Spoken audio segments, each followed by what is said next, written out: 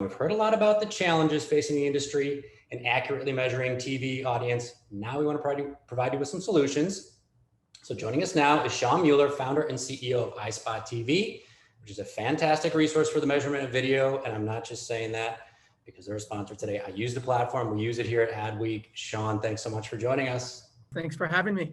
You bet. All right, we're going to spend about the next 20 minutes or so talking about ways to modernize future-proof TV ad measurements. So let's start there. If you were building a measurement platform today, Sean, what would it look like? We all know some of the challenges the industry is faced with right now with the existing legacy measurement system. Obviously, we heard from Sean Cunningham earlier and Kelly Apkarian and others. So I actually think there's been challenges in the legacy system for quite a while. But it's really just in recent times that a lot of those challenges are coming front and center with COVID and also everything shifting to streaming so rapidly. So the way we think about a modern solution for measurement, there's really two critical parts to it where the legacy system falls short and really has to be reinvented. The first area is, what are we actually measuring? And in the legacy system, we're really measuring the programs, and we're measuring the ads by derivative of that program measurement. Now, that's fine, and that works in a world where the ads always travel with the programs.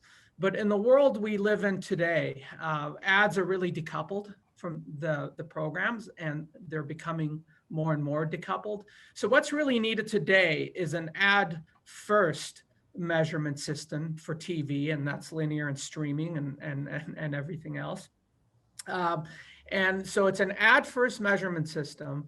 And then the content is really, and the audiences and everything else is measured by derivative, but it really does start with an ad first. So that's one really, really important component of a modern measurement. And by the way, that's really how the digital world has evolved. In the digital world, you measure the ad directly in the context of the publisher, not the other way around. And then the other big concept, and this has been talked about a lot and touched on today, is a big data first approach.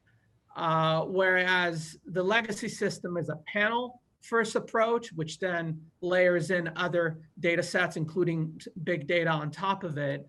What's needed in today's world is a big data first system that then supplements itself with a person level panel and calibrates itself against a person level panel and against census data. And of course, big data itself is a big loaded topic. There's that we can spend some time talking about as well. But we really see a modernized ad measurement system for TV and video as one that starts with the ad first, program and context secondary, and then big data first, with ads being validated on the screen, and then person level panel second, calibrate. Okay. I just want to mention to the audience that, Sean, we can hear you perfectly. Your audio's coming through fine. Your shot's freezing up a little bit, but most importantly, the information's coming through. So let's talk about big data a little bit. You're right. We have heard that a lot. How is that being incorporated into TV measurement today? Well, I think the big question, it starts with, what is the primary source for the measurement, first of all? Is it big data? And if it's big data, is it set-top box data or is it smart TV data? And so what's the primary measurement? And then what is the secondary? What are the secondary data sets that the measurement is calibrated against? And you'll find that most companies are really, really good at one primary measurement, even if they work with everything else. So the legacy measurement is panel approach. There's companies that are focused on set-top box data. We, for example, focus on smart TV data first, and then supplement set-top box data and a person level panel into the measurement. And there's a lot of differences in these data sets, and they all bring different and important aspects. However, if you want to validate an ad on the screen, the only way to do it is using smart TV data. So where you can use ACR data on the screen combined with an ad catalog to actually detect the ad on the screen. And that is one of the reasons that we've adopted a smart TV first approach in our big data. So having a large scale of TVs that can actually detect the ad no matter how the ad got onto the screen, right? So whether it's a national linear, a local linear, or streaming or addressable, it's really, really important to be able to detect all these formats and then map them back to how they were delivered, whether they were a linear ad or a streaming ad.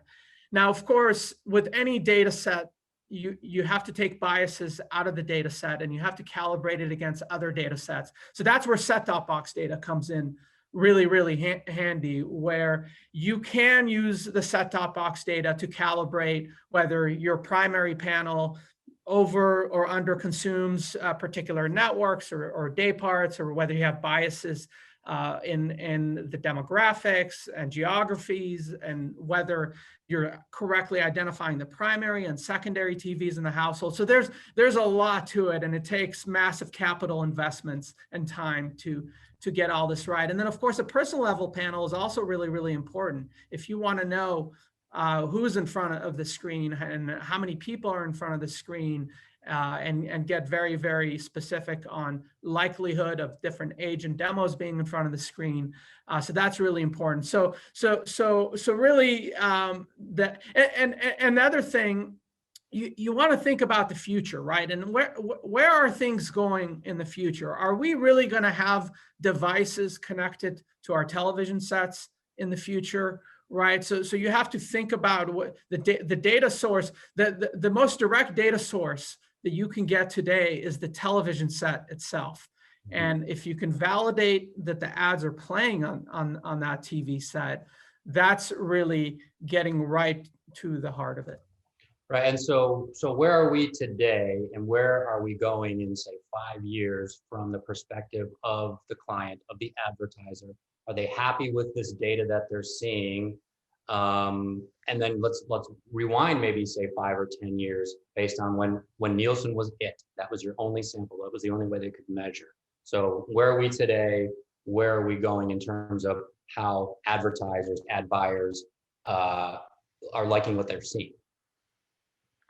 Yeah, so I think where we're at today is we have a primary currency that is based on age and gender, where TV buys are traded against. However, most marketers are using different approaches to assess the effectiveness of their advertising. So what I would say today, there's a growing disconnect between the currency trading system and the systems that are being used for advertisers to assess the effectiveness of those advertising. So and really what advertisers really care about at the end of the day are outcomes. And really within outcomes, there's really business outcomes and brand impact. So the growth in the recall of the brand and the market share and purchase intent and so forth.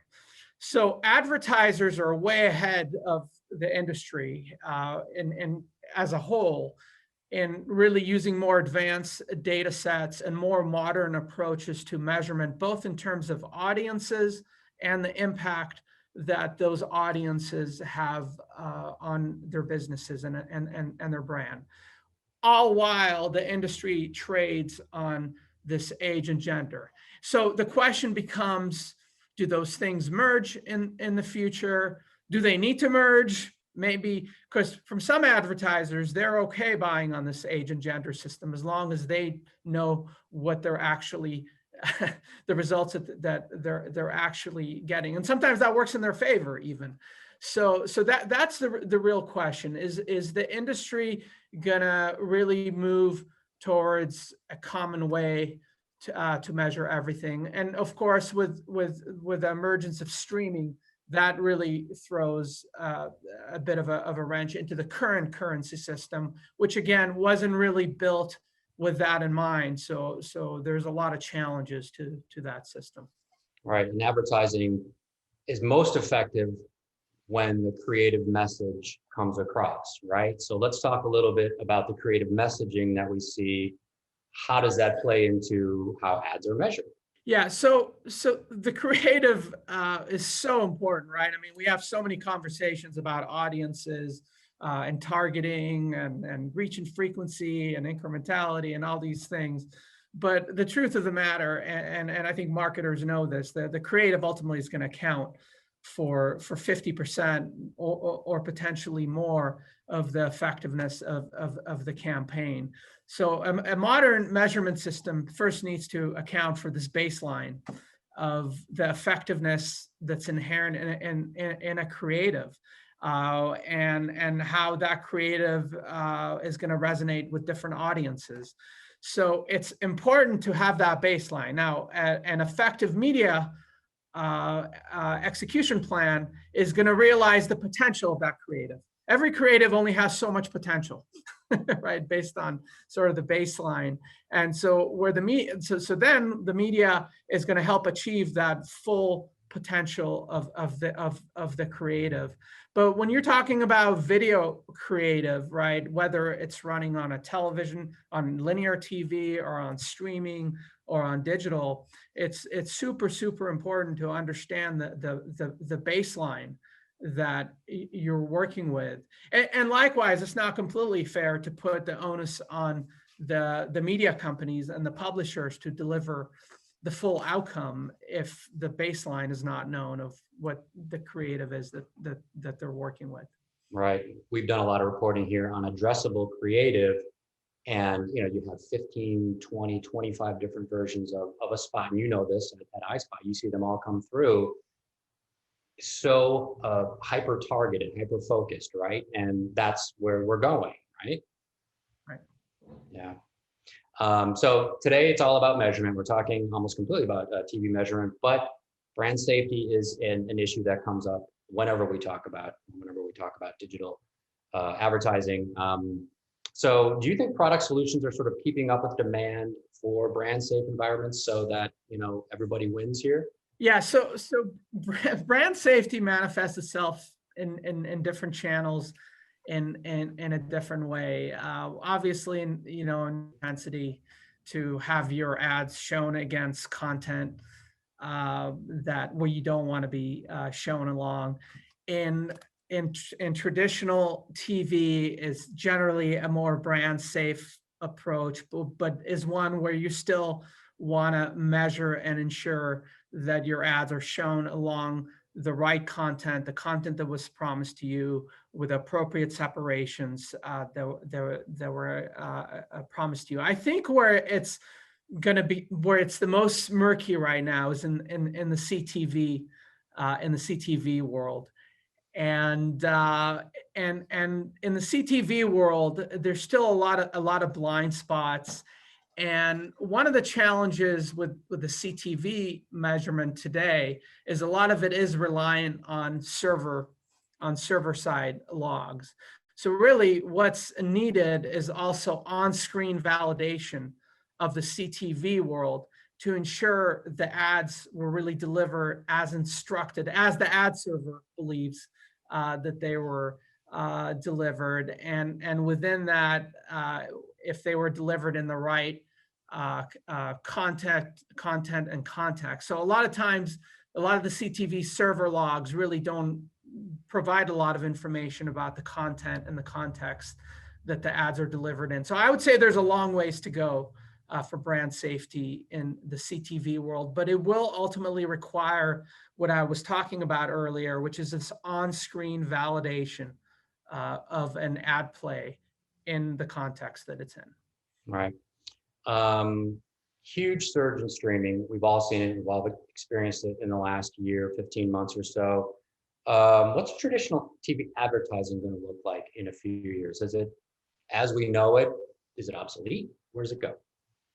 Yeah, no, I traditional TV advertising is is here to stay. There's going to be a balance between traditional advertising and addressable streaming insertion. And by the way, some traditional advertising will manifest itself in streaming environments, in linear streaming environments.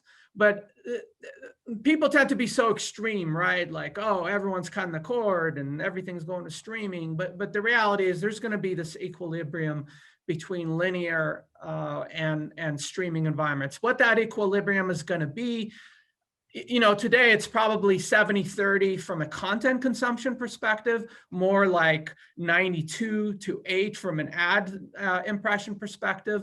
In the future, maybe 50-50 or maybe 40-60. Honestly, it doesn't matter what it ultimately will be. I think what is important is to have a measurement system that spans both linear and streaming in a highly consistent manner and does the measurement in the exact same way, not only for audience delivery, but for business outcome measurement for advertisers.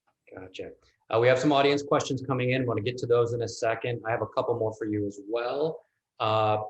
Privacy and identity. With the phasing out of the cookie, what's your perspective from the TV side?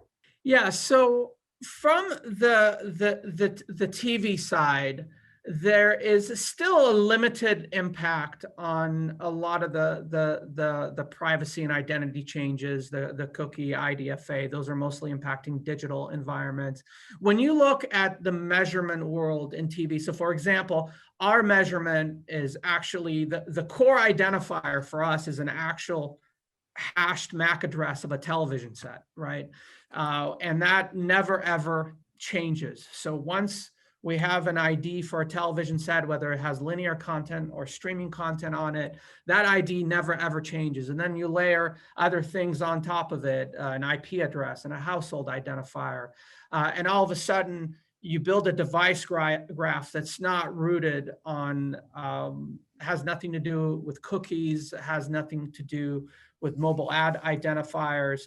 So in the TV world, I would say the identity landscape is much more stable. Now, is it going to stay that way well into the future? Who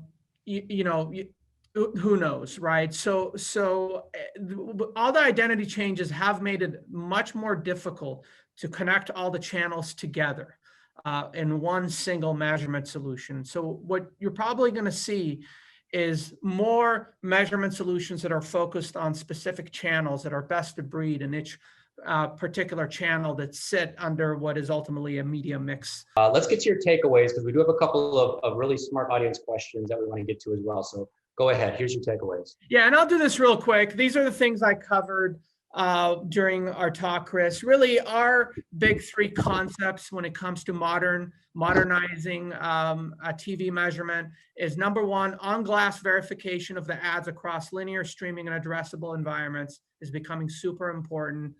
A large panel of passively collected data that's calibrated against a person-level panel is also key. And then ultimately, what marketers want to know is the effectiveness of their investments in terms of business outcomes and brand impact. So while it's important to get the audience to be fast and accurate and actionable, ultimately, that's what marketers are looking for. Fantastic. All right, a couple questions. First one's from Natalie Romero. Do you think that television, linear TV, will disappear in the future as an option within the impact of brands and the marketer's media mix? Yeah, so no, I don't. I don't think the linear TV will disappear. I think people still like the linear television format and having programming program for them. It's sort of like comparing on-demand music to Pandora to something that's a channel that's put together for you. So I think there will always be need for channels. And you know what's interesting? I don't know if you guys have noticed this, but the streaming world is actually moving to linear now, right? So most streaming services are now building lots of linear program channels. So no, I think there's going to be a mix between linear and on-demand content. Yeah, Paramount, Peacock, Pluto is one of my favorite. It feels like watching TV. The channel guide, Right. Some of it's on demand, but it's very much a laid back experience, and it's like TV, right? What we know as TV. Yeah. Again, I always say, don't be so extreme. Right. Tyler Hampton wants to know, how does outcome measurement change with the, well, we talked about this, third-party cookie. But anything more you wanted to add? Actually, we were talking about that just before you cut out. So if you want to finish your thought there. Yeah, no. So the question was, how does outcome-based measurement change with the cookies? Yeah. So look, it definitely creates some challenges, but as long as your primary KPI is tied to your first-party data, then the cookies don't really matter. So when we run outcome attribution for our clients, we're always measuring against their first party data, and by the way, also against their first party cookies as well. So as long as you have a business KPI that you yourself is not relying on a cookie, which most businesses do have that, then it's got a limited impact. And again, in our world, we never built any of our outcome measurement solutions using cookies to begin with. So it's probably a little bit easier for us to think about it, to digest it. But definitely, when you're trying to do MTA and cross-channel attribution, it makes it much harder for sure. So you were very ahead of the curve, Sean. All right, we're going to leave it there. Sean Muller, thank you so much. Really appreciate the time. All right, thank you, Chris. Really appreciate it.